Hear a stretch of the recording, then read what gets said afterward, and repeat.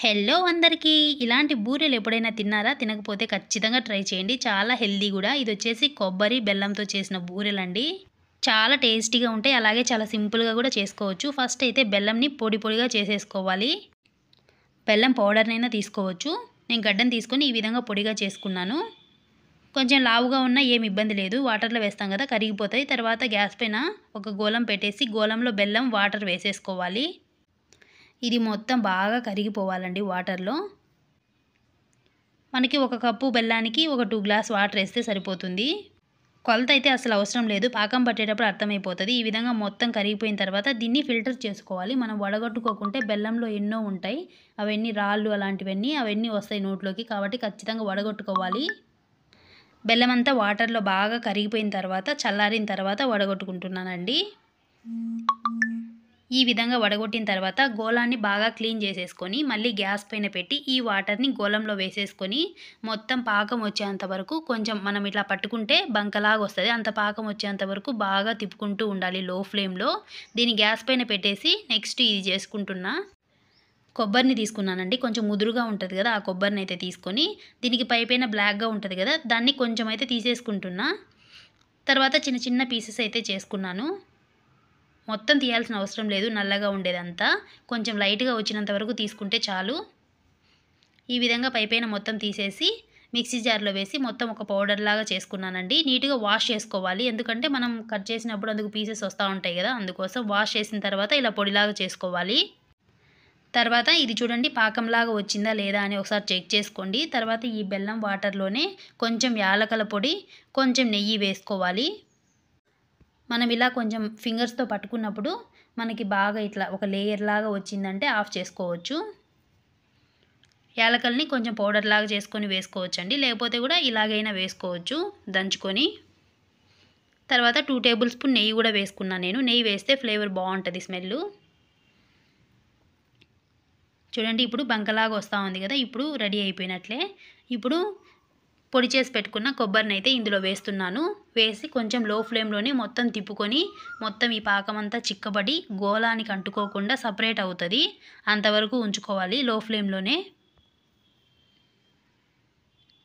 ఇప్పుడు చూడండి ఎంత నీళ్ళ నీళ్ళగా ఉంది కదా! ఇది మొత్తం అంటుకోకుండా ఈ విధంగా గట్టిగా అవుతది. మనకి ముద్దలాగా వచ్చేలాగా. తర్వాత ఒక గోళంలో పాలైతే వేసుకున్నానండి.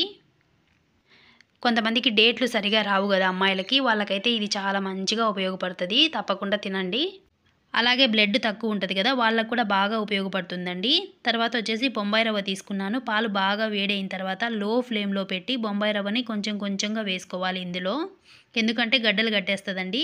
గడ్డలు కట్టకుండా బాగా తిప్పుకుంటూ ఉండాలి. లో ఫ్లేమ్‌లో తక్కువ మంట పైనే పెట్టుకోవాలి. దీన్ని మొత్తాన్ని గరిటెతో బాగా తిప్పుకోవాలండి. ఇది మొత్తం ఉప్మాలాగా కాకోకుండా బాగా మైదా పిండి మనం కలుపుకుంటాం కదా! ఒక ముద్దలాగా ఆ విధంగా పేస్ట్‌లాగా రావాలి. 2 నిమిషాలకు ఒకసారి ఇలా మూత పెట్టుకొని బాగా తిప్పేసామంటే గరిటెతో మెత్తగా అయిపోతది ముద్దలాగా. మనకి బోండాలు చేసుకున్నప్పుడు మనకి నెర్రి చీలి బయటికి రాకుండా బాగుంటదనమాట. చాలా హెల్తీ అండి. చూడండి రోజుకి 1, 2 రోజులకొకటి, వారానికొకటి అలా తిన్నా కూడా మంచిదే. ఈ విధంగా కొంచెం నెయ్యితో గానీ, నూనెతో గానీ కొంచెం కొంచెం తీసుకుంటూ ఇలా వెడల్పుగా చపాతీలాగా చేసుకోవాలి. చపాతీలాగా చేతిపైనే చేసుకొని దీన్ని కొంచెం ఒక ముద్దలాగా తీసుకొని ఈ మిడిల్‌లో పెట్టుకొని రౌండ్‌గా బాల్‌లాగా చేసుకోవాలి. ఇది ఆరిపోకుండా బొంబాయి రవ్వ ఇలా మూత పెట్టుకొని ఉండాలండి. లేకపోతే కూడా ఆరిపోతుంది. ఈ విధంగా బాల్‌లాగా చేసుకోవాలి. ఎక్కడ గ్యాప్ లేకోకుండా. ఇదైతే కొబ్బరి, బెల్లం కలిపిండేది చాలా బావుంటది. ఒట్టి తినడానికి కూడా సేమ్ కోవాలాగా అనిపిస్తది మనకు. దీన్నొచ్చేసి మైదా పిండితో, గోధుమ పిండితో అలా గూడా చేస్తారండి. ఉప్మా రవ్వతో కాకుండా. కొంచెం హెల్తీగా పిల్లలకి అందుకు బావుంటదని నేను ఉప్మా రవ్వతో చేసుకున్నాను.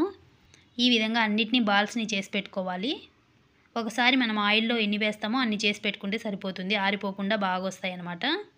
ఈ విధంగా అన్నిటిని చేసుకున్నాను. తర్వాత గ్యాస్ పైన ఆయిల్ పెట్టి ఆయిల్ కొంచెం హీట్ అయిన తర్వాత ఈ విధంగా అన్నీ వేస్తున్నానండి. కానీ ఇదంతా లో ఫ్లేమ్‌లోనే జరగాలి. ఎందుకంటే హై ఫ్లేమ్ పెట్టామంటే మనకి ఊడిపోతుందనమాట. తక్కువ మంట పైనే బాగా వేగాలండి. బాగా గోల్డ్ కలర్‌లో వస్తాయి ఇవంతా. అంతవరకు బాగా వేపుకోవాలి. నిజంగా చాలా బావుంటదండి. బాగా బలం గూడా ఇవి. ఎప్పుడైనా ఒక్కసారైనా ట్రై చేయండి. టేస్ట్ అయితే చాలా బావుంటది. నిజంగా వేడి వేడిగా తిన్నామంటే. ఈ విధంగా ఒక సైడ్ కొంచెం గోల్డ్ కలర్ వచ్చిన తర్వాత తిప్పుకుంటూ ఉండాలి. ఒకేసారి అన్నిటిని తిప్పేయకూడదు, ఫాస్ట్‌గా ఇరిగిపోతాయి. ఎప్పుడు ఒకేలా కాకుండా ఇలా డిఫరెంట్‌గా ట్రై చేశామంటే పిల్లలైనా, ఇంట్లో వాళ్ళైనా బాగా ఇష్టంగా తింటారు. అలాగే ఉప్మా రవ్వ కాబట్టి ఇది కొంచెం హెల్తీనే మైదా కంటే గూడా. మైదాతో అయితే ఇంకా బాగొస్తాయండి. కానీ మైదా కంటే కూడా ఇది కొంచెం హెల్తీ అని ఇలా చేశాను. కానీ టేస్ట్ అయితే చాలా బావుంటాయి. కొవ్వ బ్రెడ్ ఉంటది గదా! తింటాం గదా! అలాగే అనిపిస్తది మనకి. చూడండి ఈ కలర్ వచ్చేంత వరకు వేపుకోవాలి. చాలా కాలిపోతా ఉన్నాయి. అందుకే చిన్నదాన్ని తీసుకున్నాను ఓపెన్ చేద్దామని. ఓపెన్ చేస్తే చాలా బావుంటదండి. జ్యూసీగా చూడ్డానికి బావుంటది, తినడానికి బావుంటది. మనమేం రోజు చేసుకోం గదా! ఎప్పుడైనా ఒకసారి చేసుకుంటాం. అప్పుడప్పుడు తిన్నా కూడా హెల్తీ ఫుడ్ ఎప్పుడు హెల్తీనే. ఇప్పుడు జొన్న రొట్టెలుంటాయి. మనం రోజు తినం గదా! ఎప్పుడైనా ఒకసారి తింటాం. కానీ మంచిది గదా అవి. అలాగే అండి ఇది కూడా. చాలా బావుంటది టేస్ట్ గూడా. ట్రై చేయండి ఒకసారి వీలైతే నచ్చితే గూడా. వీడియో అంతా నచ్చినట్లయితే తప్పకుండా సబ్స్క్రైబ్ చేయండి. ఇలాంటి మరిన్ని వీడియోల కోసం నా ఛానల్‌ని అయితే సబ్స్క్రైబ్ చేసుకోండి. అలాగే పక్కనే ఉన్న గంట సింబల్‌ని టచ్ చేశారంటే ఆల్ అని వస్తుంది.